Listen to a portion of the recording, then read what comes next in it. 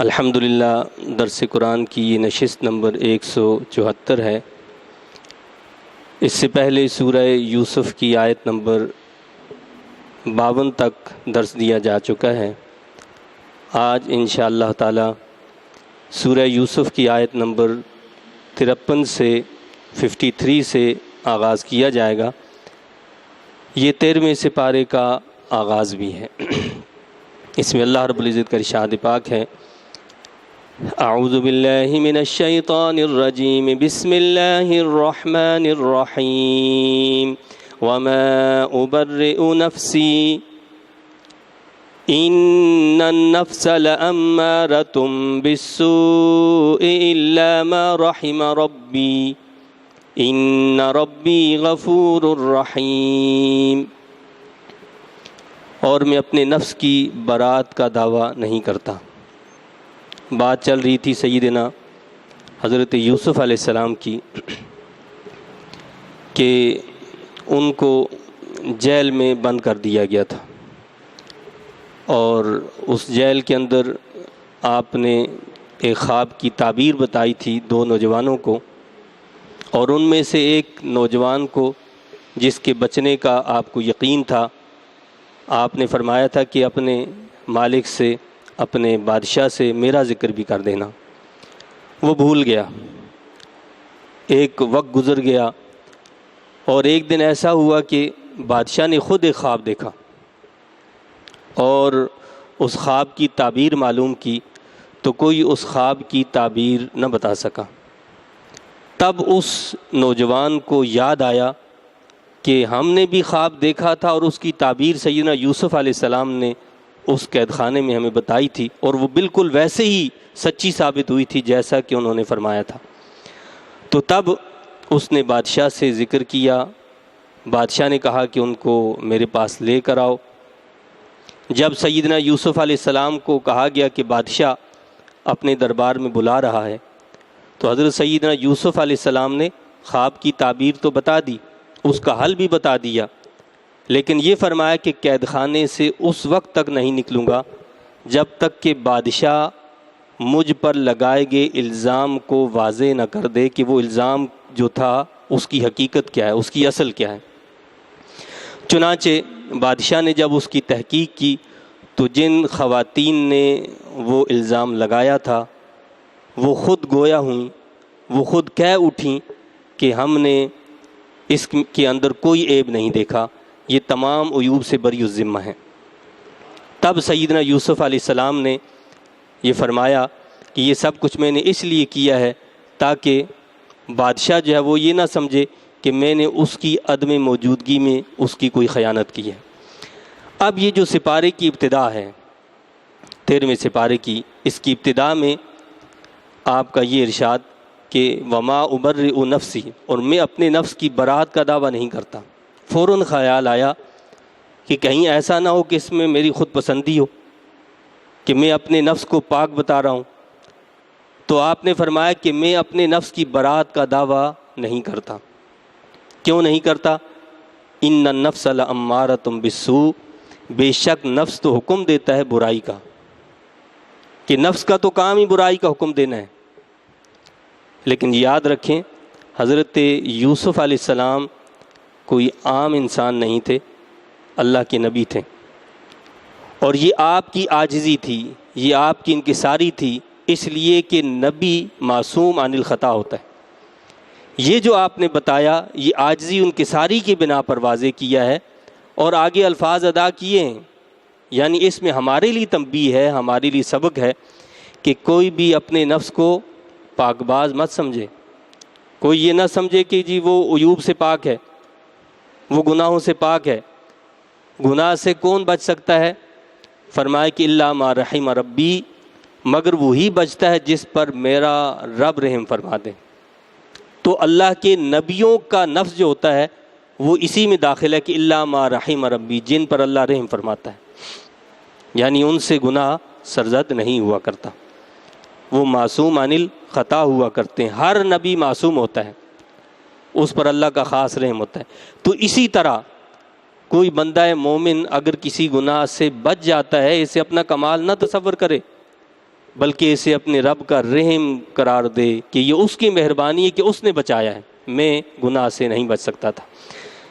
ان ربی غفور الرحیم، یقیناً میرا رب غفور الرحیم ہے، میرا رب تو بخشنے والا ہے، رحم فرمانے والا ہے۔ تو یہ نفس جو ہوتا ہے اس کی 3 اقسام علماء نے بتائی ہیں۔ ایک تو وہ نفس ہے جس کا یہاں ذکر ہے کہ نفس امارہ، امارہ وہ ہوتا ہے جو بہت زیادہ برائی کا حکم دینے والا ہوتا ہے، اور دوسرا نفس جو ہوتا ہے وہ لوامہ ہوتا ہے، یعنی انسان سے اگر غلطی ہو جاتی ہے، اس سے گناہ ہو جاتا ہے تو اس کا نفس اس کو ملامت کرتا ہے، یعنی یہ تم نے غلطی کیوں کی، یہ گناہ کیوں کیا۔ اور تیسرا ہوتا ہے نفس مطمئنہ، جو بالکل مطمئن ہوتا ہے، وہ اپنے رب کی رضا میں راضی رہتا ہے، یہ بڑا اعلیٰ مقام ہے۔ تو یہاں نفس امارہ کا ذکر کیا ہے، اور یوسف علیہ السلام نے ہمیں اس پر آگاہ کیا ہے کہ ہر شخص کو ہمیشہ ہر وقت شیطان کے ہر وار سے بچنے کا اہتمام رکھنا چاہیے۔ وَقَالَ الْمَلِكُ ائْتُونِي بِهِ أَسْتَخْلِصْهُ لِنَفْسِي، اور بادشاہ نے حکم دیا کہ لے آؤ اسے میرے پاس، میں چن لوں گا اسے اپنی ذات کے لیے۔ فَلَمَّا كَلَّمَهُ قَالَ إِنَّكَ الْيَوْمَ لَدَيْنَا مَكِينٌ أَمِينٌ۔ اب جب بادشاہ نے تحقیق کر لی تو بادشاہ نے کہا کہ ان کو میرے پاس لے کر آؤ۔ اس نے معززین کی ایک جماعت بھیجی اور خوب اعزاز و اکرام کے ساتھ اعلیٰ پوشاک دے کر فرمایا کہ ان کو لایا جائے، ان کا استقبال کیا جائے۔ حضرت سیدنا یوسف علیہ السلام قید خانے سے باہر آئے، آپ نے قید خانے سے نکلتے وقت قیدیوں کے لیے دعا بھی کی، اور جب آپ بادشاہ کے پاس پہنچے، یعنی آپ کا استقبال ہوا اور اعلیٰ قسم کی آپ کو عزت دی گئی، تو بادشاہ کے پاس جب پہنچے تو بادشاہ نے آپ کو اپنے پاس بٹھایا۔ قرآن کہتا ہے کہ پھر جب اس نے آپ سے گفتگو کی اور مطمئن ہو گیا تو کہا آپ آج سے ہمارے ہاں بڑے محترم اور قابل اعتماد درباری ہیں۔ تو سیدنا یوسف علیہ السلام کو بادشاہ نے اپنے پاس جگہ دی، اور آپ سے جب گفتگو کی، آپ کے علم کو دیکھا، آپ کے حسن کو دیکھا، تو وہ آپ کا گرویدہ ہو گیا، اور اس نے کہا کہ آج سے آپ ہمارے قابل اعتماد درباری ہیں، آپ ہمارے پاس آئندہ جو ہے وہ رہیں گے۔ تو حضرت سیدنا یوسف علیہ السلام نے فرمایا قال اجعلنی علی خزائن الارض انی حفیظ علیم، آپ نے فرمایا کہ مجھے مقرر کر دے زمین کے خزانوں پر، بے شک میں ان کی حفاظت کرنے والا اور معاشی مسائل کا ماہر ہوں۔ اب حضرت سیدنا یوسف علیہ السلام نے آگاہ کیا کہ بھائی اگر مجھے آپ نے رکھنا ہی ہے اپنے پاس تو پھر مجھے وزیر خزانہ بنا دو۔ کیوں وزیر خزانہ بنا دو؟ اس لیے کہ انی حفیظ علیم، وزیر خزانہ کی 2 اہم ترین ذمہ داریاں حفیظ اور علیم، وہ حفاظت کرنے والا ہو اور وہ اس فیلڈ کا ماہر ہو، یعنی اس نے حفاظت کرنی ہے ہر شے کی، وہ خائن نہیں ہونا چاہیے، اس کے اندر خیانت نہیں ہونی چاہیے، امانت ہونی چاہیے، امانت و دیانت ہونی چاہیے۔ اور دوسری چیز یہ کہ اس کے استعمال کا صحیح طریقہ اسے پتہ ہونا چاہیے کہ اس کو کیسے استعمال کیا جائے، کیسے اس کو بچایا جائے، کیا جائز ہے کیا ناجائز ہے، اس کا پورا اس کو علم ہونا چاہیے۔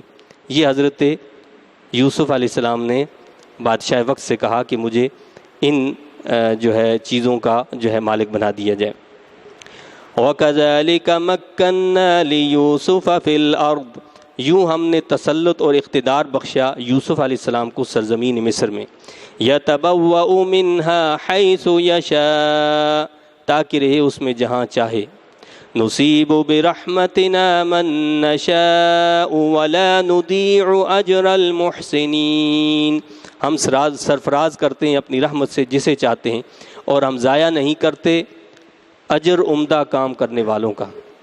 تو اللہ نے فرمایا کہ اس طرح ہم جو ہے ہم نے تسلط دیا، اقتدار دیا یوسف علیہ السلام کو، وہ جو ہیں مصر کے خزانوں کے مالک ہو گئے۔ کیسے مالک بنے؟ کہ بادشاہ وقت نے 1 سال تک اپنے پاس رکھا، اور کہتے ہیں کہ 1 سال کے بعد بادشاہ آپ سے اتنا متاثر ہوا کہ اس نے آپ کے ہاتھ پر اسلام قبول کر لیا، وہ مومن بن گیا، آپ کا تابع فرمان ہو گیا، اور تمام تخت و تاج آپ کے حوالے کر دیا، اور کہا کہ سب کے مالک آپ ہیں، جو آپ حکم دیں گے اسی پر اب ہم عمل کریں گے۔ وہ یوسف علیہ السلام جن کو بھائیوں نے کنویں میں ڈالا تھا اور جن کو غلام بنا کر مصر میں لایا گیا تھا، اور مصر سے وہ بازار سے محل کے اندر تشریف لے گئے تھے، اور اس محل سے پھر قید خانے میں جا پہنچے تھے۔ یہ سارے مرحلے مختلف آزمائشیں تھیں، اور یہ آزمائشیں بھی اللہ کی رحمت ہوتی ہیں۔ آزمائش بھی اللہ کی بڑی رحمت ہے ایمان والے کے لیے، مومن کے لیے، جو اس کی اتباع کرنے والا ہے، جو اس کی فرمانبرداری کرنے والا ہے، جو اس کے حکم کو ماننے والا ہے۔ تو سیدنا یوسف علیہ السلام محل سے قید خانے میں پہنچے۔ یہ قید خانہ بھی کیا تھا؟ رحمت تھا۔ اب اس قید خانے سے جب باہر نکلتے ہیں تو نتیجہ کیا نکلتا ہے؟ عجیب کمال ہے، اللہ کی باتوں میں کیا کیا یعنی اسرار ہیں، کیا کیا رموز ہیں، کہ وہ یوسف علیہ السلام جن کی آزمائش خواب سے شروع ہوئی تھی۔ ایک خواب آیا تھا کہ میں نے دیکھا ہے چاند کو اور سورج کو اور ستاروں کو دیکھا ہے کہ وہ مجھے سجدہ کر رہے ہیں۔ یہاں سے آزمائش شروع ہوئی تھی، خواب بیان کیا اپنے والد گرامی سے، اور اللہ تعالیٰ نے جو عزت ترقی کا عروج عطا فرمایا وہ بھی ایک خواب کے ذریعے سے عطا فرمایا۔ یعنی آزمائش یہاں سے شروع ہوئی تھی، وہ چاند اور سورج اور ستاروں کو دیکھنے سے، تو وہاں پھر خواب دیکھا بادشاہ نے کہ اس کی تعبیر کوئی نہیں بتا سکا، اور اس کی تعبیر کے لیے اللہ نے چن لیا تھا حضرت یوسف علیہ السلام کو کہ اس کی تعبیر یوسف علیہ السلام بتائیں گے، اور اسی خواب کے ذریعے سے ہم نے ان کو ملک مصر کا جو ہے بادشاہ بنانا ہے، ملک مصر کی بادشاہت ان کے حوالے کرنی ہے، اور ان کو اس کا اقتدار عطا کرنا ہے۔ چنانچہ اللہ نے وہ اقتدار حضرت یوسف علیہ السلام کو عطا فرمایا۔ کیا فرمایا؟ لا نضیع اجر المحسنین، ہم ضائع نہیں کرتے اجر عمدہ کام کرنے والوں کا۔ وہ یوسف علیہ السلام جن کی جوانی کے اندر نوجوان خوبرو عورتوں نے ان کو دعوت گناہ دی، لیکن انہوں نے اپنے رب کی فرمانبرداری کی اور ان کی طرف ایک آنکھ اٹھا کر بھی نہ دیکھا، اور کہا کہ اس گناہ سے بہتر یہ ہے کہ میں قید خانے میں چلا جاؤں، اور آپ قید خانے میں چلے گئے۔ تو جو اللہ کی فرمانبرداری کرنے والا ہو، جو اللہ کا شکر گزار ہو، اللہ اس کے اجر کو کبھی ضائع نہیں کرتا، اس کا بدلہ دنیا میں بھی دیتا ہے۔ آخرت کا بدلہ تو ہے ہی ہے۔ دنیا میں کس طرح بدلہ دیا کہ آپ کو اقتدار سے نواز دیا، اور آگے اللہ نے وضاحت کی ہے کہ آخرت میں کیا ہوتا ہے، وَلَأَجْرُ الْآخِرَةِ خَيْرٌ لِّلَّذِينَ آمَنُوا وَكَانُوا يَتَّقُونَ، اور آخرت کا اجر اس سے یقیناً بہتر ہے ان کے لیے جو ایمان لے آئے اور تقوی اختیار کیے رہے۔ تو فرمایا کہ آخرت کا اجر تو اس سے بہت بہتر ہے، لیکن یہ سارا اجر ان کے لیے ہے جو ایمان کی دولت سے اور تقوی کی دولت سے مالا مال ہوں۔ وَجَاءَ إِخْوَةُ يُوسُفَ فَدَخَلُوا عَلَيْهِ فَعَرَفَهُمْ وَهُمْ لَهُ مُنْكِرُونَ۔ اب وہ بات مکمل ہو رہی ہے، یہاں پر وہ خواب کی تعبیر پوری ہو رہی ہے جو آپ نے بتائی تھی کہ میں نے خواب ایسا دیکھا ہے، اس کا اہتمام ہو رہا ہے، اور وہ بات مکمل ہو رہی ہے جس کی خوشخبری آپ کو کنویں کے اندر سنائی گئی تھی۔ ہم نے پیچھے پڑھا کہ جب آپ کو کنویں میں ڈالا گیا تو فرشتہ آیا، اور فرشتے نے کہا کہ آپ بے فکر ہو جائیں، ایک وقت آنے والا ہے کہ آپ ان کو بتائیں گے، اپنے بھائیوں کو بتائیں گے کہ تم نے کیا کیا تھا۔ وہ وقت آ گیا۔ کیا ہوا کہ ہر طرف قید سالی ہوگی، جیسے ہم نے پیچھے پڑھا کہ یوسف علیہ السلام نے بتایا کہ اتنے سال قید سالی ہوگی، اتنے سال خوشحالی ہوگی، پھر اس طرح ایک سال آئے گا، اور اس کی تدبیر اس طرح کرنی ہے۔ تو چونکہ مصر کے خزانوں کا مالک آپ کو بنا دیا گیا تھا، آپ نے وہاں ایسا انصاف قائم کیا، اور اس پر ایسی جو ہے آپ نے ایسا عمل کر کے دکھایا کہ جس کے ثمرات اب نظر آنے لگے تھے۔ کیسے نظر آئے؟ کہ ہر طرف قحط سالی ہو گئی، کھانے کے لیے کچھ نہیں ہے، لوگ جو ہیں وہ کھانے کے لیے کچھ نہیں پا رہے، لیکن مصر کا علاقہ ایک ایسا علاقہ ہے کہ جس کا شہرہ پورے عالم کے اندر پھیل گیا کہ جی مصر کے اندر جو ہے نا غلہ تقسیم ہو رہا ہے، وہاں تک دیا جا رہا ہے غلہ۔ اور اس مصر کے اندر کیا حالت تھی کہ مصر کے لوگوں نے پہلے جب غلہ ختم ہو گیا تو انہوں نے اپنے مال دیے، مال دے کر غلہ خریدا، مال ختم ہو گئے۔ انہوں نے اپنے زیورات دیے، ختم ہو گئے وہ بھی۔ انہوں نے اپنے منقولہ اور غیر منقولہ جائیدادیں دے دی، اس کے بدلے میں غلہ خریدا، وہ بھی ختم ہو گیا سب کچھ۔ پھر انہوں نے اپنی اولادوں کو بیچ ڈالا کہ یہ لے لیں، ان کو اپنا غلام بنائیں اور ہمیں کھانے کے لیے دے دیں، غلہ دے دیں۔ حتیٰ یہ کی صورتحال یہ ہوئی کہ انہوں نے آخر میں جب کچھ بھی نہیں بچا اپنے آپ کو پیش کر دیا کہ ہمیں لے لیں، اپنا غلام بنا لیں اور کھانے کے لیے غلہ دے دیں۔ تو آپ نے ان کو بھی خریدا اور اس کے بدلے میں ان کو غلہ عطا فرمایا۔ یہ ساری حکمت عملی حضرت یوسف علیہ السلام نے اختیار کی تھی، جس کے نتیجے میں سارے لوگ آپ کے غلام بن کر رہ گئے اور آپ ان کے بادشاہ تھے، آپ ان کے مالک تھے۔ یہ اقتدار اللہ نے عطا فرمایا تھا، اور وہ جو غلامی کا دھبا آپ پر لگا تھا، رب کائنات نے اس غلامی کے دھبے کو اس طرح دور فرمایا کہ ساری دنیا آپ کی غلام بن گئی، سب آپ کے غلام بن گئے۔ اور جب آپ کے غلام بن گئے تو پھر کیا ہوا؟ آپ نے بادشاہ سے کہا کہ دیکھو یہ ہے میرے رب کا کرم مجھ پر، یہ میرے رب کا کرم ہے مجھ پر۔ اور پھر فرمایا کہ گواہ ہو جاؤ کہ میں ان کی ساری املاک ان کے حوالے کرتا ہوں۔ حضرت یوسف علیہ السلام نے ان کی ساری املاک ان کے حوالے کر دی، لیکن کیا ہوا؟ سارے کے سارے حضرت یوسف علیہ السلام کے غلام بن گئے۔ تو اس دور میں کہ جب قحط سالی ہو گئی، ہر طرف شورا تھا مصر کا کہ جی مصر کا جو بادشاہ ہے وہ بڑا کریم ہے، بڑا مہربان ہے۔ اور یہ خبر وہاں بھی پہنچی جہاں حضرت یعقوب علیہ السلام رہتے تھے، کنعان کے اندر۔ یہ اسرائیل کے اندر جگہ ہے جو آج بھی خلیل کے نام سے اس شہر کو آباد کیا گیا ہے، خلیل کا نام ہے۔ تو یہاں حضرت یعقوب علیہ السلام رہتے تھے، وہاں بھی یہ خبر پہنچی کہ مصر کا بادشاہ بڑا کریم ہے۔ آپ نے اپنے 10 صاحبزادوں کو، جو حضرت یوسف علیہ السلام کے سوتیلے بھائی تھے، ان سے کہا کہ مصر کا بادشاہ جو بڑا مہربان ہے، اس کا بڑا شہرہ سنا ہے، تم بھی جاؤ وہاں سے غلہ خریدو، ان سے جا کر غلہ لو۔ تو جو کچھ تھوڑا بہت مال تھا وہ دیا اور کہا کہ جا کر غلہ خریدو۔ اس کا ذکر ہے، قرآن کہتا ہے وَجَاءَ إِخْوَةُ يُوسُفَ فَدَخَلُوا عَلَيْهِ فَعَرَفَهُمْ وَهُمْ لَهُ مُنْكِرُونَ۔ اور ایک روز آ نکلے برادران یوسف علیہ السلام اور ان کی خدمت میں حاضر ہوئے، سو آپ نے تو انہیں پہچان لیا، لیکن وہ آپ کو نہ پہچان سکے۔ وہ سوچ بھی نہیں سکتے تھے کہ بھائی وہ بھائی ہمارا جس کو ہم نے کنویں میں ڈال دیا، جس کو غلام بنا لیا گیا، جس کو بازاروں میں خرید لیا، پتہ نہیں کس کا آج غلام ہوگا، تو وہ تو یہ سوچ بھی نہیں سکتے تھے۔ اور پھر اتنا طویل عرصہ گزر گیا، اس وقت آپ بچے تھے، اب آپ جوان ہیں، تو پہچان ہی نہیں سکے۔ لیکن حضرت یوسف علیہ السلام نے اپنے بھائیوں کو پہچان لیا۔ وَلَمَّا جَهَّزَهُم بِجَهَازِهِمْ قَالَ أَتُونِي بِأَخٍ لَكُم مِّنْ أَبِيكُمْ۔ سو جب مہیا کر دیا ان کے لیے ان کے رزد و خوراک کا سامان، تو فرمایا دوبارہ آؤ تو لے آنا میرے پاس اپنے پدری بھائی کو۔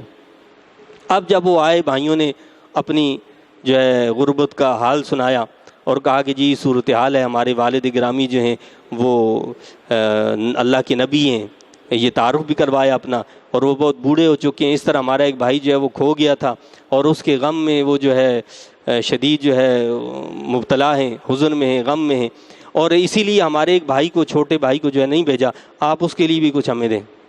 تو حضرت یوسف علیہ السلام کا ایک قانون تھا، ایک طریقہ تھا، تو آپ نے فرمایا کہ قانون کی خلاف ورزی تو نہیں ہو سکتی، اگر تم یہ چاہتے ہو کہ تمہارے بھائی کو بھی دیا جائے، یعنی اس کے لیے آپ نے ایک اصول طے کر دیا تھا کہ ہر فرد کو 1 اونٹ سامان کا دیا جائے گا، اس سے زیادہ نہیں دیا جائے گا، تاکہ بلیک مارکیٹنگ نہ ہو، جسے آج ہم چور بازاری کہتے ہیں۔ بلیک مارکیٹنگ ہوتی ہے کہ ایک ہی بندہ خریدے جا رہا ہے اور جا کر مہنگے داموں بیچ رہا ہے، تو آپ نے اس پر پابندی لگائی تھی، کڑی نگاہ تھی اس بات پر۔ یہ حکومت کی ذمہ داری ہے کہ کسی بھی سامان کو کنٹرول کرنا، اشیاء خرید و فروخت پر کنٹرول رکھنا اور ان کا صحیح انتظام کرنا، اس میں انصاف قائم کرنا، یہ حکومت وقت کی ذمہ داری ہے۔ اگر حکومت وقت اس پر توجہ نہیں دیتی ہے تو اس کا نقصان صرف حکومت کو نہیں ہوتا، پورے عوام کو وہ نقصان برداشت کرنا پڑتا ہے۔ بڑوں کی سزا چھوٹوں کو برداشت کرنا پڑتی ہے۔ تو حضرت یوسف علیہ السلام نے چونکہ یہ انتظام کیا تھا کہ ایک فرد کو صرف ایک اونٹ مل سکتا ہے، تو جب انہوں نے کہا کہ ہمارے بھائی کا بھی حصہ دیا جائے تو آپ نے فرمایا کہ نہیں، آپ کے بھائی کا حصہ آپ کو نہیں دیا جا سکتا۔ اگر آپ چاہتے ہو کہ آپ کے بھائی کو حصہ ملے تو آئندہ جب آؤ تو اپنے بھائی کو ساتھ لے کر آنا تاکہ اس کا حصہ بھی دیا جائے۔ کیا فرمایا کہ آئندہ جب آؤ تو بھائی کو لانا۔ اب یہ وہ تدبیر شروع ہوئی کہ بھائی سے بھی ملاقات ہو جائے گی۔ اللہ کے نبی تھے اور پتہ تھا، ظاہر نہیں کیا اپنے آپ کو کیونکہ اللہ کی طرف سے حکم نہیں تھا۔ بھائیوں کو پہچان لیا ہے، سب کچھ ہے، لیکن چونکہ اللہ کی طرف سے اجازت نہیں تھی تو لہٰذا یہ نہیں بتایا کہ میں کون ہوں۔ ابھی وہ وقت آئے گا کہ جب بتایا جائے گا۔ اَلَا تَرَوْنَ أَنِّي أُوفِي الْكَيْلَ وَأَنَا خَيْرُ الْمُنزِلِينَ، کیا تم نہیں دیکھتے کہ میں کس طرح پیمانہ پورا بھر کر دیتا ہوں اور میں کتنا بہتر مہمان نواز ہوں؟ آپ نے فرمایا کہ تم نے دیکھا نہیں ہے، تمہارے سامنے سارا کچھ ہو رہا ہے کہ میں سب کو غلہ کس طریقے سے دے رہا ہوں۔ تو یہ ایک انتظام ہے، ایک سسٹم ہے، اس کے تحت میں دے رہا ہوں، تو میں اس قانون اور اس سسٹم کی خلاف ورزی نہیں کروں گا، اور میں بہترین مہمان نوازی کرنے والا ہوں۔ چونکہ آپ نے اپنے بھائیوں کو بڑی عزت دی، بڑی تکریم دی جب انہوں نے اپنا جو ہے تعارف کروایا کہ ہم اللہ کے نبی حضرت یعقوب علیہ السلام کی اولاد ہیں۔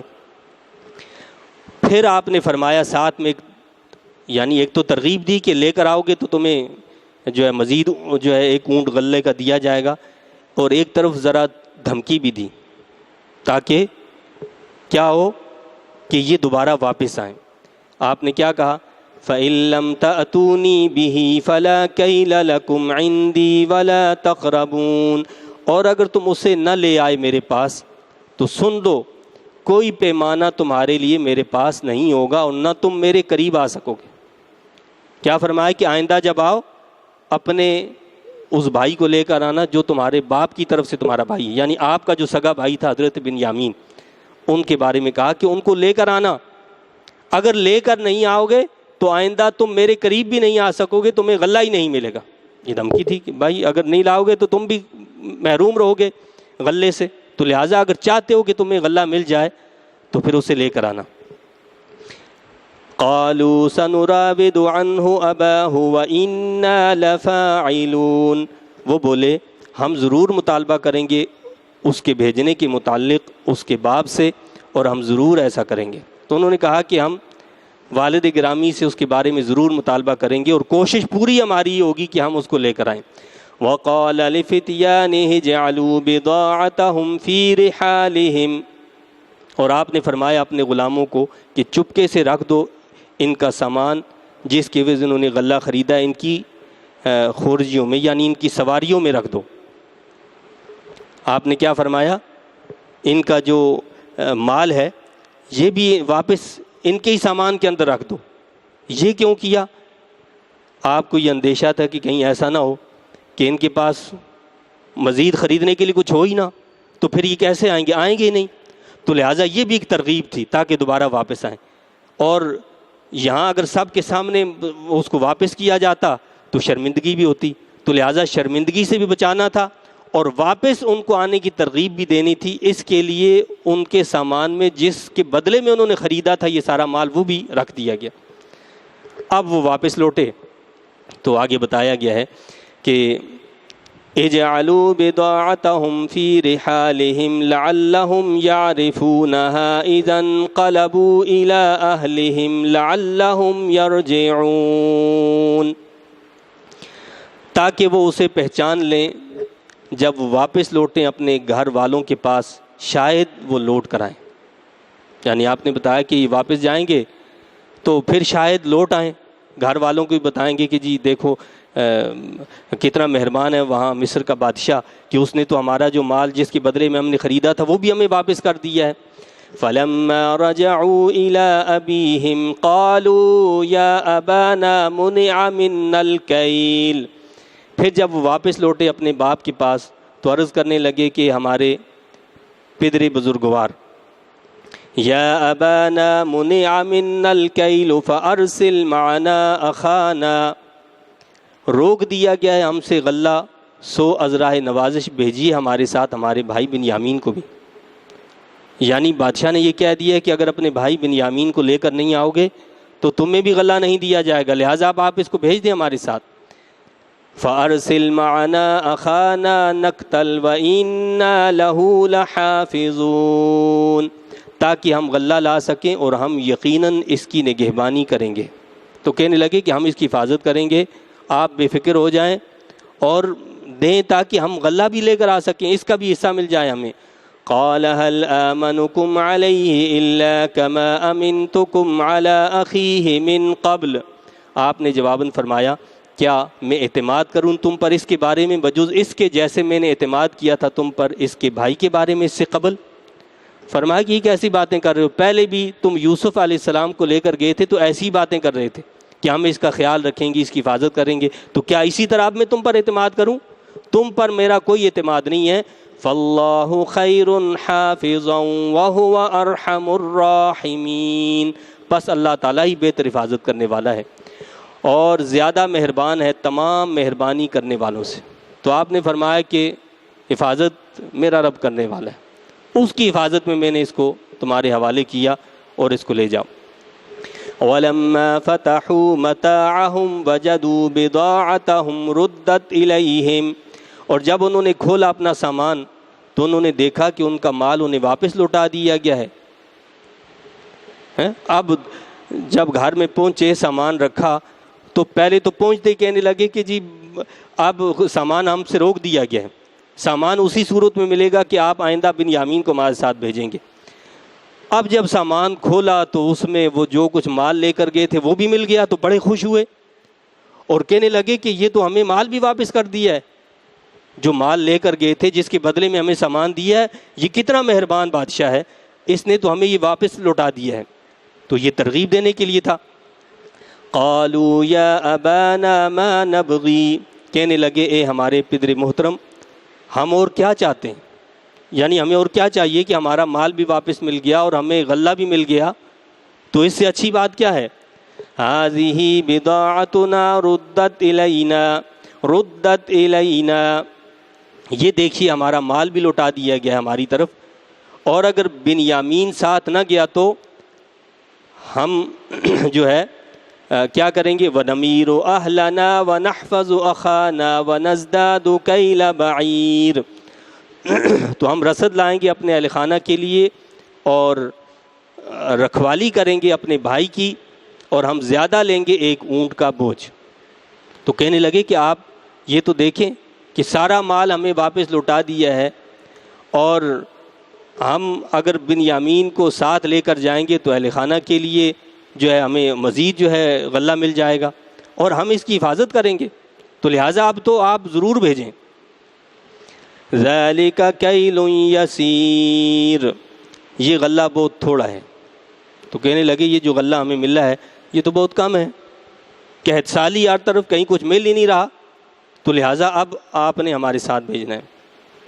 قال لن ارسلہ معکم حتی تؤتون موثقا من اللہ، آپ نے کہا میں ہرگز نہیں بھیجوں گا اسے تمہارے ساتھ یہاں تک کہ کرو تم میرے ساتھ وعدہ پختہ،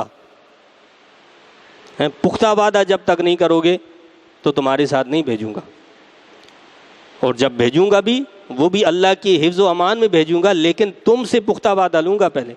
اس کا مطلب کیا ہوا کہ اگر کہیں پر ضرورت ہو پختہ وعدہ لینے کی، کوئی قسم لینے کی، تو وہاں جو ہے آپ قسم لے سکتے ہیں کسی بات کو پختہ کرنے کے لیے۔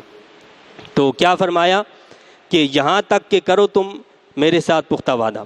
موثقا من اللہ لتأتننی بہ الا ان یحاط بکم، تو میرے ساتھ جو پختہ وعدہ کیا گیا ہو اللہ کی قسم سے کہ تم ضرور لے آؤ گے میرے پاس اسے، مگر یہ کہ تمہیں بے بس کر دیا جائے۔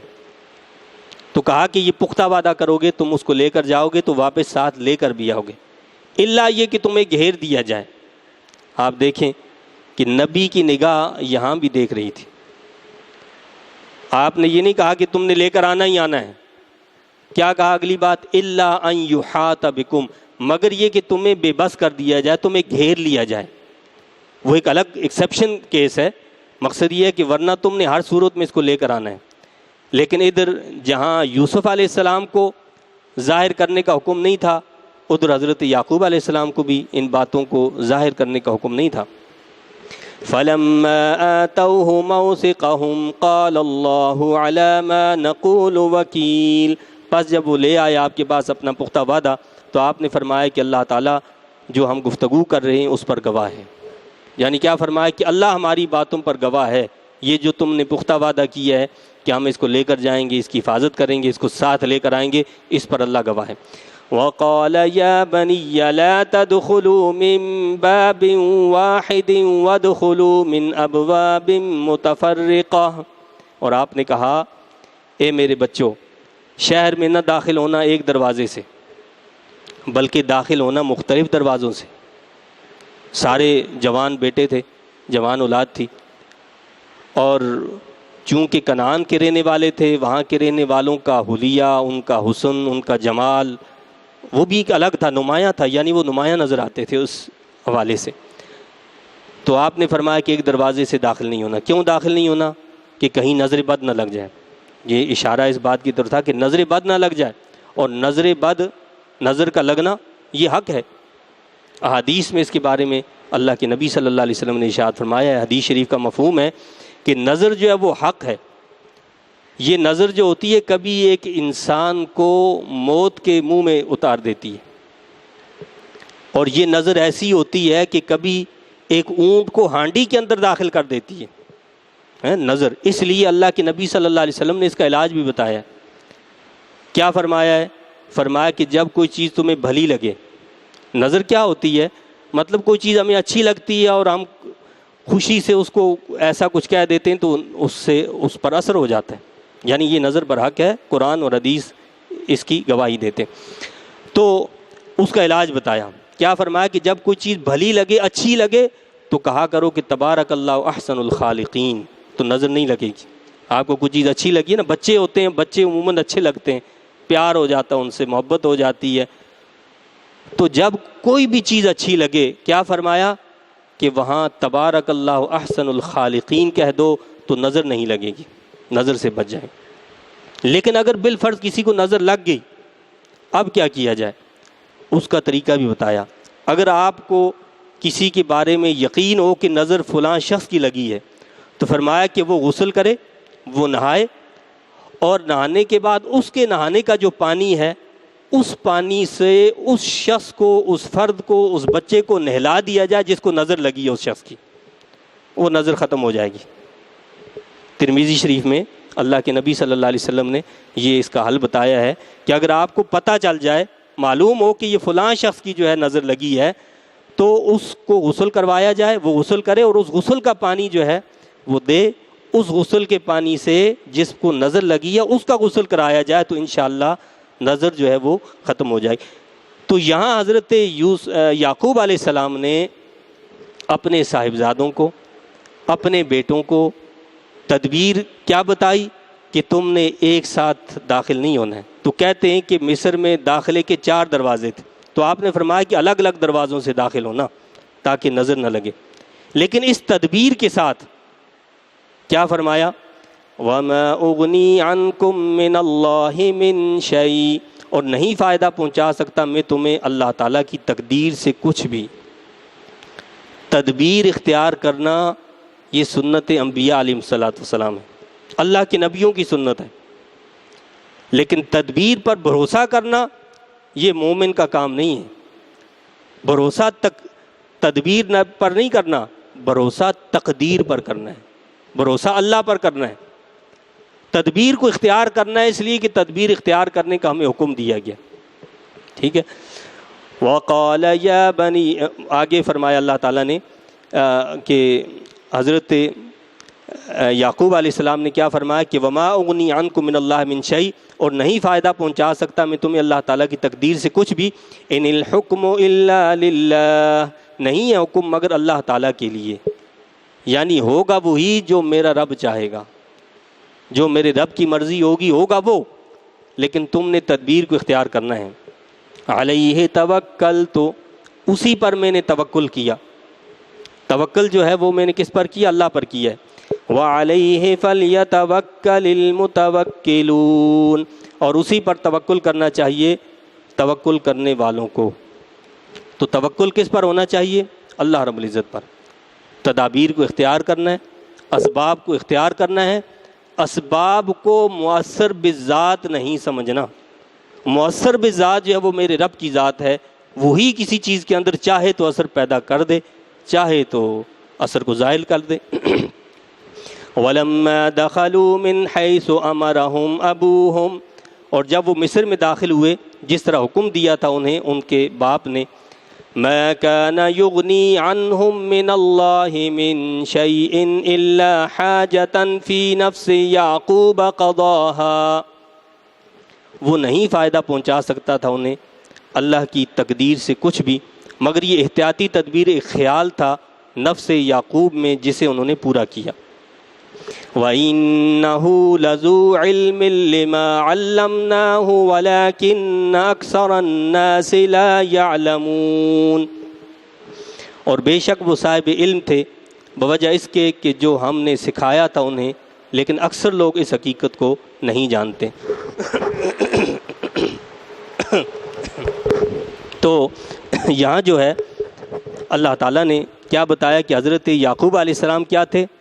لذو علم لما علمناہ، وہ صاحب علم تھے، وہ جانتے تھے، اور وہ کوئی عام علم نہیں تھا۔ اللہ خود فرما رہا ہے علمناہ، وہ علم جانتے تھے جو علم ہم نے ان کو سکھایا تھا، ٹھیک ہے؟ اس علم کے مطابق انہوں نے حکم دیا، اس کی اتباع اور پیروی کروائی، لیکن اکثر لوگ حقیقت کو نہیں جانتے ہیں، اکثر لوگ حقیقت کو نہیں جانتے، تدابیر کو اختیار نہیں کرتے ہیں۔ اکثر لوگ کیا کرتے ہیں؟ کہتے ہیں جی بس توکل یہ ہے کہ جی بس آپ آگ میں چھلانگ لگا دو۔ بھائی یہ کون سا طریقہ ہے؟ تدابیر کو اختیار کرنا یہ اللہ کے نبی حضرت یعقوب علیہ السلام کی سنت، جو آپ نے سنا کہ انہوں نے کیا کہا؟ اپنے بیٹوں سے کہا کہ ایک دروازے سے داخل نہیں ہونا، لیکن ساتھ میں کیا فرمایا کہ تم اس تدبیر پر بھروسہ بھی نہ کرنا، بھروسہ اللہ پر ہی رکھنا ہے، ہوگا وہی جو میرا رب چاہے گا، لیکن اس تدبیر کو ضرور تم نے اختیار کرنا ہے۔ وَلَمَّا دَخَلُوا عَلَى يُوسُفَ آوَى إِلَيْهِ أَخَاهُ قَالَ إِنِّي أَنَا أَخُوكَ فَلَا تَبْتَئِسْ بِمَا كَانُوا يَعْمَلُونَ، اور جب پہنچے یوسف کے پاس تو یوسف نے جگہ دی اپنے پاس اپنے بھائی کو۔ اب جب یہ سارے بھائی اسی طریقے سے مصر میں داخل ہوئے جس طرح حضرت یعقوب علیہ السلام نے بتایا تھا کہ الگ الگ دروازوں سے، اب جب الگ الگ دروازوں سے داخل ہوئے تو دو بھائی داخل ہوئے، اور یہ اب 11 تھے۔ جب حضرت بنیامین جو ہیں داخل ہونے لگے تو وہ اکیلے رہ گئے، یعنی باقی سب بھائی سگے بھائی تھے تو وہ دو ہو کر داخل ہو گئے، اکیلے بنیامین اندر داخل ہوئے تو ان کی آنکھوں سے آنسو نکل پڑے، رونے لگے کہ کاش آج میرا بھائی بھی ہوتا تو میں بھی اکیلا داخل نہ ہوتا، میرے ساتھ بھی میرا بھائی ہوتا۔ حضرت یوسف علیہ السلام نے اس سے پہچان لیا بنیامین کو، تو آپ نے وہیں پر حضرت بنیامین کو یہ کہہ دیا کہ گھبراؤ مت، میں تمہارا بھائی ہوں۔ خاموشی سے ان کے کان میں بتا دیا کہ گھبرانے کی ضرورت نہیں ہے، میں تمہارا بھائی ہوں، خاموش ہو جاؤ، جو غم جو ستم جو کچھ تکلیفیں ہوئیں اب انشاءاللہ وہ سب ٹل جائیں گی۔ تو کیا ہوا؟ یوسف نے جگہ دی اپنے پاس اپنے بھائی کو، نیز اسے فرمایا کہ میں تمہارا بھائی ہوں، نہ غم زدہ ہو ان حرکتوں پر جو یہ کیا کرتے تھے۔ قال انی انا اخوک فلا تبتئس بما كانوا يعملون، اب غم کرنے کی ضرورت نہیں ہے۔ فلما جهزهم بجهازهم جعل السقاية في رحل اخيه، اب کیا ہوا؟ جب اپنا تعارف کروا دیا حضرت بنیامین سے اور ان کو بتا دیا کہ بھائی میں تمہارا بھائی ہوں، اس کے بعد آپ نے یہ بھی بتا دیا کہ ہمارے پاس کوئی ایسا طریقہ نہیں ہے، قانون ایسا نہیں ہے کہ جس کے تحت میں تمہیں روک سکوں، اب اس کے لیے ہمیں ایک تدبیر اختیار کرنی ہوگی۔ کیا بتایا؟ اس کے لیے مجھے ایک تدبیر اختیار کرنی پڑے گی۔ اب اگر تم، بنیامین جو تھے آپ کے بھائی، وہ تو جب یہ سنا کہ آپ میرے بھائی ہیں تو وہ تو اسی وقت مجھ سے رہو گے کہ میں تو آپ کے پاس رہوں گا، میں نہیں جاؤں گا۔ آپ نے کہا کہ بھائی میں تمہیں کیسے روکوں، میں نہیں روک سکتا، کہ یہاں کا جو قانون ہے اس کے مطابق میں تمہیں نہیں روک سکتا۔ تو کہا کہ پھر کیا ہے؟ تو کہا اس کے لیے ایک تدبیر کرنی پڑے گی۔ تدبیر یہ ہوگی کہ جب تمہیں سامان دیا جائے گا تو میں تمہارے سامان کے اندر ایک پیالہ رکھ دوں گا، اور پھر چوری کا الزام آئے گا تم پر، اور اس کے بدلے میں پھر تمہیں جو ہے وہ روکا جائے گا۔ تو اس نے کہا کہ میں سب کچھ کرنے کے لیے تیار ہوں، جو کچھ بھی کر لے، لیکن رکوں گا میں آپ کے پاس۔ چنانچہ ان کی مرضی سے، ان کی منشا سے، یعنی بھائی بنیامین کی منشا سے کیا کیا؟ پھر جب فراہم کر دیا انہیں ان کا سامان خوراک، تو رکھ دیا اپنا پیالہ اپنے بھائی کی خورجی میں، یعنی ان کی جو سواری تھی اس میں رکھ دیا۔ جعل السقایۃ فی رحل اخیہ ثم اذن مؤذن ایتھا العیر انکم لسارقون۔ پھر پکارا ایک پکارنے والا، اے قافلے والو، بلا شبہ تم چور ہو۔ اب کیا ہوا کہ جب وہ قافلہ چلا تو آپ نے جو وہاں اس کام پر متعین لوگ تھے ان کو کہا کہ بھائی پیالہ کہاں ہے؟ یعنی وہ پیالہ جس سے ناپ کر دیا جاتا تھا وہ پیمانہ تھا، وہ چاندی کا تھا یا سونے کا، جواہرات کا، کس کا تھا، بہرحال جس چیز کا بھی تھا۔ تو کہا کہ وہ پیالہ کہاں ہے؟ تو ظاہر بات ہے عملے کو تو پتہ نہیں تھا کہ وہ کہاں ہے۔ تو کہا کہ یہ جو قافلہ گیا اس کو تلاش کرو، اس میں اس قافلے کو روکا گیا اور کہا کہ جی تم لوگوں نے جو ہے چوری کی ہے۔ انہوں نے کہا کہ کیسی باتیں کرتے ہو، ہم اللہ کے نبی کی اولاد ہیں اور ہم ایسا کیسا کرنے والے ہیں، ہم ایسا کرنے والے لوگ نہیں ہیں، یہ کیسی باتیں کرتے ہو؟ تو انہوں نے کہا کہ بھائی ہم اگر ایسی بات ہے تو ہم آپ کا سامان تلاش کریں گے۔ انہوں نے کہا کہ ٹھیک ہے آپ سامان تلاش کرو۔ اب کیسے ہوا سامان تلاش؟ قالوا واقبلوا علیہم ماذا تفقدون، حیرت زدہ ہو کر وہ بولے درآں حالے کہ وہ ان کی طرف متوجہ تھے، کون سی چیز تم نے گم کی ہے؟ قافلے والوں نے پوچھا کہ کون سی چیز آپ کی گم ہو گئی جو آپ ہمیں کہہ رہے ہو کہ تم لوگوں نے چوری کی ہے؟ قالوا نفقد صواع الملك ولمن جاء به حمل بعير وانا به زعيم۔ انہوں نے کہا ہم نے گم کیا ہے بادشاہ کا پیالہ، اور وہ شخص جو ڈھونڈ لائے گا اسے بطور انعام بار شتر غلہ دیا جائے گا، یعنی ایک اونٹ کا سامان اس کو بطور انعام دیا جائے گا، اور میں اس کا ضامن ہوں۔ کہا کہ جو اس پیالے کو لے آئے گا تو اس کو انعام دیا جائے گا۔ قالوا تاللہ لقد علمتم ما جئنا لنفسد فی الارض، کہنے لگے اللہ کی قسم تم خوب جانتے ہو کہ ہم یہاں اس لیے نہیں آئے کہ فساد برپا کریں زمین میں، ہم زمین میں فساد برپا کرنے نہیں آئے۔ لنفسد فی الارض وما كنا سارقین، اور نہ ہی ہم چوری پیشہ ہیں۔ قالوا فما جزاؤه ان کنتم کاذبین، خدام یوسف نے کہا پھر اس کی کیا سزا ہے اگر تم جھوٹے ثابت ہو جاؤ، یعنی اس بات کی پھر سزا کیا ہوگی اگر تم جھوٹے ثابت ہوئے۔ اب ان سے ہی پوچھ لیا، ان سے کہا کہ بھائی تم کہہ رہے ہو کہ ہم نے تم پر چوری کا الزام لگایا ہے اور تمہیں یہ بات ناگوار گزر رہی ہے، چلو ہم جو مصر کا قانون ہے اس کو اپلائی نہیں کریں گے، آپ کا قانون کیا ہے، آپ کا دین کیا کہتا ہے، ہم اس پر اپلائی کریں گے۔ آپ بتاؤ کہ اگر آپ میں سے کسی کے پاس وہ نکل آتا ہے تو اس کو کیا سزا دی جائے؟ قالوا جزاؤہ من وجد فی رحلہ فہو جزاؤہ، انہوں نے کہا کہ اس کی سزا یہ ہے کہ جس کے سامان میں یہ پیالہ دستیاب ہو تو وہ خود ہی اس کا بدلہ ہے۔ یعنی مقصد یہ تھا کہ ہمارے نزدیک، ہمارے دین میں، ہماری شریعت میں یہ ہے، یعنی شریعت یعقوب علیہ السلام میں سزا کیا تھی کہ اگر کوئی چوری کرے تو چوری کی سزا کیا ہے کہ اس چور کو غلام بنا دیا جائے گا، وہ اس کے حوالے کر دیا جائے گا کہ بھائی یہ آپ کا غلام ہے، آپ جو چاہو اس سے کرو، یہ اب آپ کے حوالے ہے۔ تو اب یہ سزا خود سنائی انہوں نے، بھائیوں نے، کہ اگر ہم میں سے کسی کے پاس ملتا ہے تو آپ اس کے بدلے میں آپ اس کو لے لینا۔ کذالک نجزی الظالمین، اسی طرح ہم سزا دیا کرتے ہیں ظالموں کو۔ تو اس کا مطلب کیا ہوا کہ اب ان کے کہے ہوئے قانون کے مطابق سزا دینی تھی۔ فبدأ بأوعيتهم قبل وعاء أخيه ثم استخرجها من وعاء أخيه، پس تلاشی لینی شروع کی ان کے سامانوں کی، یوسف کے بھائی کے سامان کی تلاشی سے پہلے۔ اب سامان کی تلاشی شروع ہوئی۔ کیسے شروع ہوئی؟ پہلے دوسرے بھائیوں کے بارے میں کہا کہ ان کا سامان تلاش کرو، پھر کہا فلاں کا، پھر فلاں کا، سب کا سامان تلاش کر لیا، آخر میں بنیامین کا سامان چھوڑ دیا۔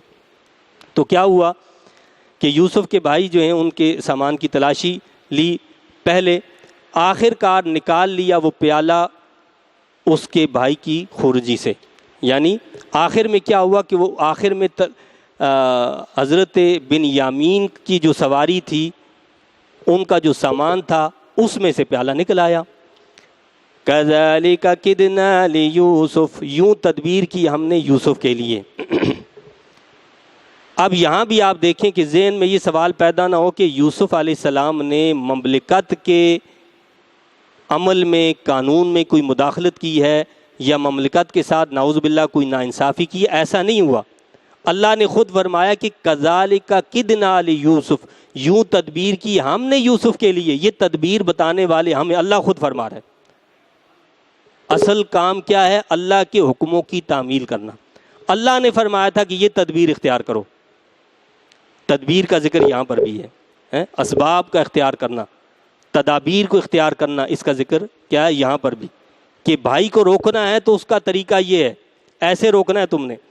ما كان ليأخذ أخاه في دين الملك إلا أن يشاء الله۔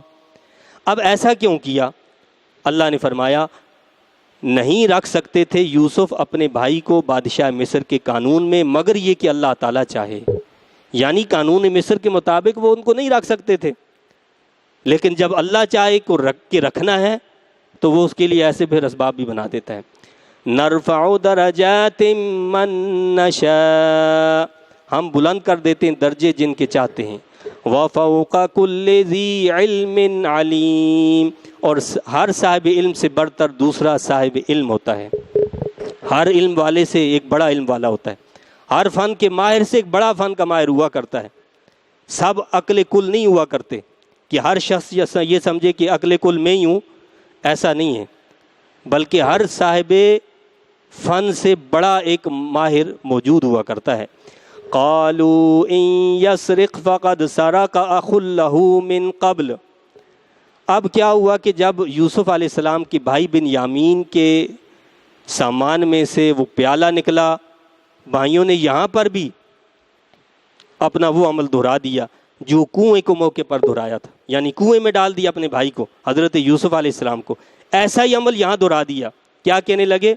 بھائی بولے، چونکہ وہ ان کا جو ہے سوتیلا بھائی تھا، کہنے لگے اگر اس نے چوری کی ہے تو کیا تعجب ہے، بے شک چوری کی تھی اس کے بھائی نے بھی اس سے پہلے۔ یعنی حضرت یوسف علیہ السلام پر الزام لگا دیا کہ یہ چوری اس نے کی ہے، اس کے بھائی نے بھی ایسی چوری کی تھی۔ مفسرین کرام نے اس پر بڑی بحثیں کی ہیں کہ کیا مطلب ہے اس کا۔ ان میں سے ایک یہ بات بتائی ہے کہ حضرت یوسف علیہ السلام چھوٹے سے بچے تھے اور ان کے نانا کے گھر میں بت ہوا کرتے تھے۔ آپ نے ایک دن چپکے سے نانا کے گھر کے جو بت تھے وہ اٹھا کر ان کو لے گئے اور ان کو جا کر توڑ دیا۔ تو انہوں نے حضرت یوسف علیہ السلام سے منسوب کیا اس بات کو چوری کی طرح کہ تم نے تو وہاں بھی یہ چوری کی تھی، حالانکہ یہ تو اللہ کے حکم کی تعمیل کرنا تھا۔ بتوں کو توڑنا، شرک کو ختم کرنا، یہ تو اللہ کا حکم ہے، اس کے لیے تو نبیوں کو بھیجا جاتا ہے۔ جس عمل کو آپ نے بچپن میں بھی کیا، تو کہنے لگے کہ جی اس کے بھائی نے بھی ایسی چوری کی تھی۔ فَأَسَرَّهَا يُوسُفُ فِي نَفْسِهِ وَلَمْ يُبْدِهَا لَهُمْ، پس چھپا لیا اس بات کو یوسف نے اپنے جی میں اور نہ ظاہر کیا اسے ان پر۔ حضرت یوسف علیہ السلام چاہتے تو ابھی کھول دیتے بات کو، لیکن آپ نے پردہ رکھا، آپ نے ظاہر نہیں کیا، آپ خاموش ہو گئے۔ کیا کہا آپ نے؟ یہ الفاظ ادا کیے، قال انتم شر مکانا، تو جی میں کہا کہ تم بہت بری جگہ ہو۔ ہاں، یعنی یہاں پر بھی کھلے لفظوں میں ان کو یہ نہیں کہا کہ تم نے بہت بری بات کی ہے، بلکہ اپنے دل میں کہا۔ کیا کہا؟ تم بہت بری جگہ ہو. یعنی یہ تم نے کہا ہے کہ اس کے بھائی نے بھی چوری کی, یہ ایک بہت ہی غلط بات کو تم نے منسوب کیا ہے. واللہ اعلم بما تصفون, تم کتنی بھی باتیں کر لو اور اللہ تعالیٰ خوب جانتا ہے جو تم بیان کر رہے ہو, جو تم الزامات لگا رہے ہو یا جو کچھ تم کہہ رہے ہو, اللہ حقیقت سے واقف ہے کہ اصل بات کیا ہے. قالوا یا ایھا العزیز ان لہ ابا شیخا کبیرا, وہ کہنے لگے اے عزیز اس کا باپ بہت بوڑھا ہے, اس کی جدائی برداشت نہ کر سکے گا, تو کیا کرنا چاہیے؟ شیخا کبیرا فخذ احدنا مکانہ, پس ہم میں سے کسی کو اس کی جگہ پکڑ لیجیے, کیونکہ وہاں وعدہ کیا تھا, قسم اٹھائی تھی کہ ہم اس کو لے کر آئیں گے. تو آپ کہنے لگے کہ بھائی آپ بڑے مہربان ہیں, آپ بڑے کریم ہیں, آپ ہم میں سے کسی کو لے لیں, اس سے جانے دیں, کیونکہ اس کا باپ جو ہے وہ بہت جو ہے ضعیف العمر ہے اور وہ اس غم کو برداشت نہیں کر سکے گا. اِنَّا نَرَاكَ مِنَ الْمُحْسِنِينَ, بے شک ہم تجھے نیکوکاروں سے دیکھتے ہیں. کہنے لگے ہم دیکھتے ہیں آپ بڑے احسان کرنے والے ہیں, بڑے مہربان ہیں, آپ ہماری اس بات کو بھی مان لیں. قَالَ مَعَاذَ اللَّهِ, حضرت یوسف علیہ السلام نے کہا اللہ کی پناہ, میں اللہ کی پناہ مانگتا ہوں. معاذ اللہ ان نأخذ الا من وجدنا متاعنا عنده, ہم خدا کی پناہ مانگتے ہیں اس سے کہ پکڑ لیں ہم مگر اس کو جس کے پاس ہم نے اپنا سامان پایا ہے. انا اذا لظالمون, ورنہ ہم ظالم ہوں گے. تو آپ نے کہا کہ بھائی تم کیسی بات کر رہے ہو, میں ایسے کیسے کر سکتا ہوں کہ جرم کسی کا ہو اور سزا کسی دوسرے کو دی جائے, ایسا نہیں کر سکتا, ایسا ہو تو میں تو ظالموں میں شمار کر دیا جائے. یعنی اس کا مطلب کیا ہے کہ اس دور میں حضرت یعقوب علیہ السلام کے دین میں بھی یہ تھا کہ اگر جو جرم کرے گا تو سزا اسی کو ملے گی, دوسرے کو سزا نہیں ملے گی. یہ بنی اسرائیل کا قانون یہ تھا, یہودیوں کا قانون یہ تھا. یہ ایک عجیب قانون الگ سے آ گیا عیسائیوں کا. کہنے لگے کہ جی نعوذ باللہ غلطی آدم علیہ السلام سے ہوئی اور اس گناہ کی سزا بھگتنے کے لیے سولی چڑھا دیا حضرت عیسیٰ علیہ السلام کو. یہ عیسائیوں کا ایک عجیب جو ہے نظریہ ہے, عجیب عقیدہ ہے کہ غلطی کسی سے ہوئی اور سولی پر کسی اور کو چڑھا دیا, وہ گناہوں کا کفارہ بن گئے, لہٰذا آپ جو مرضی کرنا ہے کر لو, کیونکہ گناہوں کا کفارہ کون بن گیا؟ عیسیٰ علیہ السلام. تو ایسا نہیں ہے بھائی, کیا ہے جو جرم کرے گا سزا اسی کو دی جائے گی, کسی دوسرے کو سزا نہیں دی جا سکتی. تو بہرحال بات یہ ہوئی کہ انہوں نے جب یہ کہا کہ ہم میں سے کسی کو روک لیں تو آپ نے جو ہے اس سے معذرت کی کہ میں تو اسی کو روکوں گا کہ جس کے پاس یہ پیالہ پایا گیا ہے. فَلَمَّا اسْتَيْأَسُوا مِنْهُ خَلَصُوا نَجِيًّا, پھر جب وہ مایوس ہو گئے یوسف سے تو الگ جا کر سرگوشی کرنے لگے. قَالَ كَبِيرُهُمْ أَلَمْ تَعْلَمُوا أَنَّ أَبَاكُمْ قَدْ أَخَذَ عَلَيْكُمْ مَوْثِقًا مِّنَ اللَّهِ وَمِن قَبْلُ مَا فَرَّطْتُمْ فِي يُوسُف. تو یوسف جو ہے کہنے لگے, جب وہ مایوس ہو گئے یوسف سے تو الگ جا کر سرگوشی کرنے لگے. ان کے بڑے بھائی نے کہا کیا تم نہیں جانتے کہ تمہارے باپ نے لیا تھا تم سے وعدہ جو پختہ کیا گیا تھا اللہ کے نام سے, اور اس سے پہلے جو زیادتی یوسف کے حق میں تم کر چکے ہو. یعنی یوسف علیہ السلام کو جو ہے کنویں میں ڈالا تم نے, اور حضرت یعقوب علیہ السلام نے ہم سے قسم لی ہے کہ تم اس کو لے کر آؤ گے, تو اب کیسی باتیں کر رہے ہو. فَلَنْ أَبْرَحَ الْأَرْضَ حَتَّى يَأْذَنَ لِي أَبِي أَوْ يَحْكُمَ اللَّهُ لِي وَهُوَ خَيْرُ الْحَاكِمِينَ. وہ بھی تمہیں یاد ہے, سو میں نہیں چھوڑوں گا اس زمین کو جب تک کہ اجازت نہ دیں مجھے میرے باپ, یا فیصلہ فرمائے اللہ تعالیٰ میرے لیے, اور وہ تمام فیصلہ کرنے والوں سے بہتر ہے. اب معاملہ یہ ہوا کہ بھائی یہاں رک بھی نہیں سکتے, اب کیا کیا جائے. وہ جو بڑا بھائی تھا جس نے وہاں حضرت یوسف علیہ السلام کو قتل کرنے سے روکا تھا کہ قتل نہیں کرنا ہے, اگر تم نے کچھ تکلیف دینی ہے تو کنویں میں ڈال دو. اب وہی بھائی یہاں پر کہنے لگا کہ تم نے اللہ کی قسم اٹھائی ہے, کیسی باتیں کر رہے ہو, اب کیسے واپس جاؤ گے, کیسے منہ دکھاؤ گے اپنے باپ کو, لہٰذا میں تو نہیں جاؤں گا, تم جاؤ, میں تو اسی سرزمین پر رہوں گا, یا تو والد مجھے اجازت دیں کہ میں آ جاؤں پھر میں چلا جاؤں گا, یا اللہ تعالیٰ کوئی فیصلہ سنا دے میرے لیے تو اس کے مطابق عمل ہوگا، میں نہیں جاؤں گا۔ یہ کس پر ہوا کہ چونکہ بن یامین جو ان کو روک دیا گیا تھا، تو بن یامین روک دیے گئے، تو جب تک بن یامین کو یہاں روک دیا گیا ہے تو لہٰذا میں یہاں سے نہیں جا سکتا۔ تو اس سے اگلا جو واقعہ ہے، جو بات ہے انشاءاللہ وہ نیکسٹ ٹائم پہ جو ہے مکمل کریں گے۔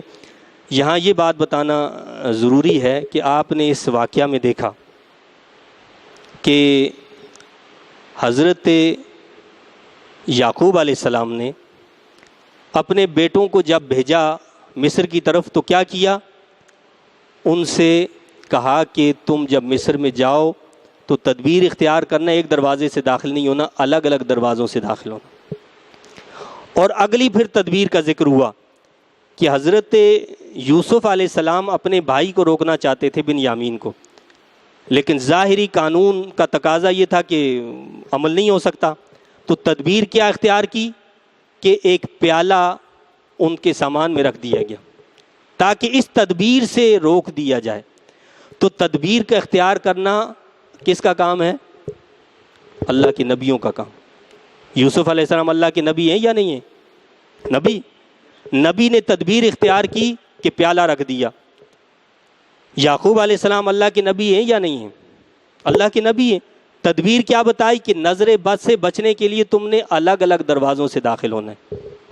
اللہ کے نبی محمد عربی صلی اللہ علیہ وسلم نے تدابیر اختیار کی یا نہیں کی؟ اللہ کے نبی صلی اللہ علیہ وسلم جب جنگ کے لیے نکلتے تھے تو جنگی لباس پہنتے تھے۔ جنگی لباس یہ کیا ہے؟ تدبیر ہے نا بھائی۔ آپ چاہتے تو بغیر جنگی لباس کے نکل جاتے، بھائی سب کرنے والا تو اللہ ہے، تو یہ تدبیر کیوں اختیار کی؟ اللہ کے نبی صلی اللہ علیہ وسلم نے اپنے باڈی گارڈ بھی رکھے۔ کئی مواقع پر ایسا ہوا کہ کون میری حفاظت کرے گا آج؟ یہ تدبیر کیوں اختیار کی؟ تدابیر کو اختیار کرنا یہ سنت انبیاء علیہ الصلوۃ والسلام ہے۔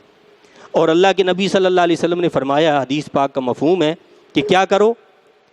اپنی سواری کو کھونٹے سے باندھ دو، پھر اللہ پر بھروسہ کرو۔ بھروسہ اس کا نام ہے۔ تدبیر کو اختیار کرو، اسباب کو اختیار کرو، اسباب پر بھروسہ مت کرو، اسباب پر بھروسہ مت کرو۔ یہ سکھایا ہمیں۔ تدبیر جو ہے وہ اسلام کا تقاضا ہے، تدبیر اختیار کرنا شریعت کا تقاضا ہے، اسباب کو اختیار کرنا اللہ کے حکم کا تقاضا ہے کہ اسباب کو اختیار کرو اور اسباب پر بھروسہ مت کرو۔ بھروسہ کس پر کرنا ہے؟ اللہ پر بھروسہ کرنا ہے۔ آپ نے تدابیر کو اختیار کرنا ہے، اسباب کو اختیار کرنا ہے، لیکن یہ نہیں سمجھنا کہ یہ تدبیر مجھے بچا لے گی، یہ سبب مجھے بچا لے گا۔ بچائے گا کون؟ میرا رب بچائے گا۔ بچائے گا کون؟ اللہ بچائے گا۔ جیسے ہم نے پڑھا کہ حضرت یعقوب علیہ السلام نے یہ تو بتایا، تدبیر بتائی، لیکن اللہ نے فرمایا کہ اکثر لوگ نہیں جانتے۔ کیا کرتے ہیں جی؟ بس ہم تو اللہ پر بھروسہ کرتے ہیں جی۔ بھائی اللہ پر بھروسہ کس طرح کر رہے ہو؟ چلیں، بہت سے لوگوں کو میں نے دیکھا، آج کل کا جو ماحول ہے آپ سمجھتے ہیں، اور اس ماحول کے اندر جو تدابیر اختیار کرنے کا حکم دیا گیا ہے، ان تدابیر کو اختیار کرنے کو معیوب تصور کرتے ہیں۔ معیوب تصور کرتے ہیں جی کہ یہ کیا ہے، کہ جی یہ کیا ہے، وہ فلاں کیا ہے، اور یہ سارے معاملے کو ایک تماشا اور کھیل سمجھتے ہیں۔ میں کہوں گا کہ یہ بالکل ایسے ہے کہ کبوتر کی طرف بلی جا رہی ہو، وہ آنکھیں بند کر دے۔ کیا آنکھیں بند کرنے سے کبوتر بچ جائے گا بلی سے؟ اس وقت دنیا کے 200 سے زیادہ ممالک کے اندر یہ وبا پھیل چکی ہے۔ ہم آنکھیں بند کیے ہوئے، اور وہ اپنے عقل کل ہم خود ہیں، عقل کل بن بیٹھے کہ جی جو ہمارا نظریہ ہے، جو ہماری رائے ہے، وہ سب حتمی آخری ہے، لہٰذا کسی تدبیر کی ضرورت نہیں ہے۔ ٹھیک ہے، میں ایسے احباب سے یہ عرض کروں گا کہ اگر آپ کا اللہ کی ذات پر اتنا بھروسہ ہے، آج سے آپ یہ تہیہ کر لیں، آپ اپنے گھر کے دروازوں کو بند نہیں کریں گے، آپ اپنے گھر کی کسی الماری میں، کسی کونے میں کوئی تالا نہیں لگائیں گے، آپ اپنا خزانہ، آپ اپنے پیسے سارے سامنے رکھ دیں، آپ باہر بازار میں جائیں گے، گاڑی کو تالا نہیں لگائیں گے، چابی اسی کے اندر رکھ کر جائیں گے، آپ بیمار ہو جائیں کسی ڈاکٹر کے پاس نہیں جائیں گے، کسی حکیم کے پاس نہیں جائیں گے، کوئی گولی نہیں کھائیں گے، کوئی دوا نہیں کھائیں گے۔ بھائی یہ ساری چیزیں تو تدبیریں ہیں، یہ ساری تدابیر ہیں۔ اگر آپ یہ سمجھتے ہیں کہ یہ چیزیں آپ کو شفا دینے والی ہیں تو پھر مومن نہیں ہو سکتے۔ مومن وہ ہے جو ان تدبیروں کو اختیار کرتا اللہ کے حکم کی وجہ سے، لیکن بھروسہ کرتا اللہ پر کہ دوا مجھے شفا نہیں دے سکتی، شفا میرا رب دے گا، اسباب اختیار کرنے کا اس نے مجھے حکم دیا ہے، اس لیے میں ڈاکٹر کے پاس بھی جاؤں گا، میں دوا لوں گا بھی، میں دوا کھاؤں گا بھی، لیکن اس دوا پر بھروسہ نہیں کروں گا، بھروسہ اللہ پر کروں گا۔ دنیا کے سارے معاملات میں ہم تدبیر اختیار کریں گے، لیکن جہاں یہ بات آ جاتی ہے ان تدبیروں کو چھوڑ دیں گے کہ جی یہ تو بھروسے کے خلاف ہے، یہ توکل کے خلاف ہے۔ توکل تو نام اسی کا ہے، تمام تدابیر اختیار کریں، تمام تدابیر اختیار کریں، تدابیر اختیار کرنے کے بعد بھروسہ اللہ پر کریں۔ ان تدبیروں کو نہ سمجھیں کہ اس سے ہم وبا سے بچ جائیں گے۔ ہاں یہ احتیاطی تدبیریں چونکہ رب نے فرمایا ہے، اس کے نبی نے حکم دیا کہ اسباب کو اختیار کرو، اسباب اس لیے ہم اختیار کر رہے ہیں، لیکن ہوگا وہ جو میرا رب چاہے گا، ہونا وہ ہے جو میرا رب چاہے گا۔ اب کیا معاملہ ہے، کئی لوگوں کو دیکھا، اور ہمارے یہاں بھائی عبد المجید رحمانی صاحب بھی شاید موجود ہوں اور وہ اس بات کے گواہ ہیں، ہمارے یہاں مسجد میں نماز جو عام دنوں میں ہوتی رہی ہے، وہ ہم مل کر جو ہے نماز پڑھتے تھے، صف بندی جو ہے وہ بالکل جو سنت طریقہ اسی کے مطابق ہوا کرتی تھی، اور میری رائے بھی یہی ہے، میں اب بھی یہی کہتا ہوں کہ ایسا ہی ہونا چاہیے۔ اور انہوں نے مجھے ایک کلپ دکھانے لگے اور کہنے لگے کہ جی اس طرح ہم نماز پڑھ سکتے ہیں، تو میں نے ان کو منع کیا، میں نے کہا نہیں بھائی ایسے نماز نہیں پڑھ سکتے، یہ غلط طریقہ ہے کہ جی آپ نے بیچ میں فاصلہ کر لیا، یہ کر لیا، وہ کر لیا، چونکہ اللہ کے نبی صلی اللہ علیہ وسلم نے ان تمام چیزوں سے منع فرمائے، روکا ہے۔ اور دوسری طرف ہمارے ملک کے تمام مسالک کے جید علماء کرام وہ ایک جگہ جمع ہوئے اور انہوں نے ایک فیصلہ سنایا، اس میں انہوں نے کہا کہ جی آپ نماز کو احتیاطی تدابیر کے ساتھ ادا کریں۔ کیا کریں کہ مناسب فاصلہ رکھیں، مناسب فاصلے سے کھڑے ہوں۔ کئی ہمارے بھائیوں کو یہ بات بڑی عجیب لگی، بری لگی، اور یہ اور وہ، کئی لوگ جو ہیں جی نماز سے کہ نہیں آ رہے، فلاں نہیں ہو رہا۔ اب اس میں ایک صورت تو یہ تھی اور ہے کہ جیسے میں نے کہا کہ میری رائے بھی یہ ہے، میں یہ کہتا ہوں کہ بالکل وہ ہونا چاہیے جو سنت طریقہ ہے، لیکن چونکہ میں سمجھتا ہوں کہ میں عقل کل نہیں ہوں، اور جن معزز علماء کرام نے یہ فتویٰ جاری کیا ہے وہ قابل احترام، نہایت قابل احترام علماء ہیں، ان کے پاس تقویٰ، خوف خدا ہم سے کہیں زیادہ ہے، ہمارے اندر تو نام کا بھی خوف اور تقویٰ نہیں ہے۔ تو جب انہوں نے یہ فیصلہ سنا دیا تو اسی وقت میں نے جب مسجد میں آیا، نماز جب کھڑی ہوئی تو میں نے یہ اعلان کر دیا کہ بھائی آپ فاصلے سے، مناسب فاصلے سے نماز ادا کریں۔ تو ایک طریقہ تو یہ تھا کہ میں اپنی رائے پر بضد رہتا، ہٹ درم بن جاتا، اور میں قوم کو ہلاکت کے گڑھے میں ڈال دیتا، قوم کو ہلاکت کے گڑھے میں ڈال دیتا، اس لیے کہ ایک طرف معاملہ ہے مکروہ تحریمی کا اور دوسری طرف معاملہ ہے حرام کا، کہ کسی مسلمان کو اذیت پہنچانا حرام ہے، اور صف کے اندر خلا پیدا کرنا مکروہ تحریمی، یہ چھوٹا جرم ہے، بڑا جرم ہے کسی کو تکلیف پہنچانا، اللہ نہ کرے۔ چونکہ فیصلہ اس حوالے سے ہوتا ہے طبی ماہرین کے مطابق، تو طبی ماہرین کا کہنا یہ ہے کہ جی اس میں کیا ہونا چاہیے، فاصلہ، مناسب فاصلہ ہونا چاہیے، یہ احتیاطی تدابیر ہونی چاہیے۔ تو ان احتیاطی تدابیر کے ساتھ نماز ادا کی جائے۔ تو لہٰذا جو شریعت کا تقاضا تھا، شریعت نے جو حکم دیا ہے، میری رائے مختلف ہو سکتی ہے لیکن شریعت نے ہمیں ایک اور حکم دیا۔ حکم کیا دیا کہ جب تمہاری رائے مختلف ہو تو سواد اعظم کے ساتھ ہو جاؤ، اکثریت کا جو فیصلہ ہے تم اپنی رائے کو چھوڑ کر اس کی رائے کو اختیار کر لو۔ اپنی رائے آپ کی کچھ بھی ہو لیکن آپ اپنی رائے پر ترجیح دیں کس کو؟ سواد اعظم کو۔ پاکستان سے مشرق، مغرب، جنوب، شمال، ہر طرف دیکھ لیں آپ، امت کے مقتدر علماء کرام کا اس حوالے سے یہی فتویٰ ہے۔ اب اگر میں کہوں کہ نہیں جی آپ جو ہے نا بالکل کھڑے ہو جائیں، اپنی جو ہے کندھے کے ساتھ کندھا ملا لیں، میں یہ سمجھوں گا کہ یہ بالکل ایسے ہی ہے کہ جیسے الگ سے 1.5 اینٹ کی مسجد کھڑی کر دینا اور عوام کو جلتی ہوئی آگ کے اندر پھینک دینا۔ اس کا ذمہ دار کون ہوگا جو ایسا کرے گا؟ اس کا ذمہ دار وہ ہوگا، اس کا ذمہ دار وہ فرد ہوگا، وہ عالم ہوگا، وہ انتظامیہ ہوگی کہ جو ان احتیاطی تدابیر کو اختیار نہیں کریں گے۔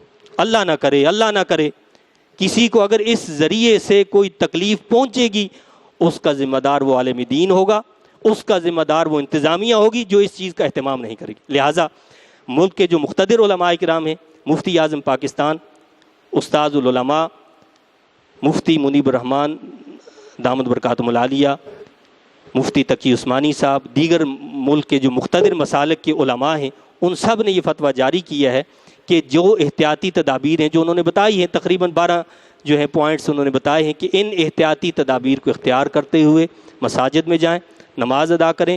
تو لہٰذا ہمیں اپنی رائے کے مقابلے میں ان مقتدر علماء کرام کی جو رائے ہے اس کا احترام کرنا چاہیے اور اس کی اتباع اور پیروی کرنی چاہیے۔ ادھر ادھر کی باتوں میں نہیں گھسنا چاہیے۔ یہ اس وقت تفرقہ بازی کا 1.5 اینٹ کی مسجد کھڑی کرنے کا ٹائم نہیں ہے۔ اللہ کے بندو، ہوش کی ناخن لو، عقل سے کام لو اور سمجھو آج بھی ہم تفرقہ بازی سے، فرقوں سے، جتھے بندی سے، اپنی اس سے باز نہیں آ رہے۔ دنیا کہاں جا رہی ہے، کیا ہو رہا ہے، ہمیں اس سے کوئی پرواہ نہیں ہے۔ بس ہم چاہتے ہیں جو ہم نے کہہ دیا بس اسی پر ہم نے ڈٹ جانا ہے۔ تو یہ ایسے ہی ہے کہ بھائی اپنے آپ کو جو ہے نا کنویں میں چھلانگ لگا دینا ہے اور اپنے آپ کو ختم کر دینا ہے، تو اس کا ذمہ دار اللہ کے ہاں وہی فرد ہوگا جو ایسا کرے گا۔ تو لہٰذا اس موقع پر میں یہی کہوں گا، میری رائے کچھ بھی ہو، میری رائے پر عمل آپ نہیں کریں گے، آپ اس رائے کا احترام کریں گے جو علماء کرام کی رائے ہے، جس کے بارے میں ہمارے مقتدر علماء کرام نے کہا ہے، ہمیں اس پر عمل کرنا ہے۔ اللہ تعالیٰ سے دعا اور التجا ہے کہ اللہ تعالیٰ مجھے بھی، آپ کو بھی، ہم سب کو، پوری امت مسلمہ کو متفق اور متحد فرمائے اور علماء کرام کی بتائی ہوئی جو ہدایات ہیں ان کے مطابق عمل کرنے کی توفیق عطا فرمائے۔ آمین۔ وآخر دعوانا وان الحمد للہ رب العالمین۔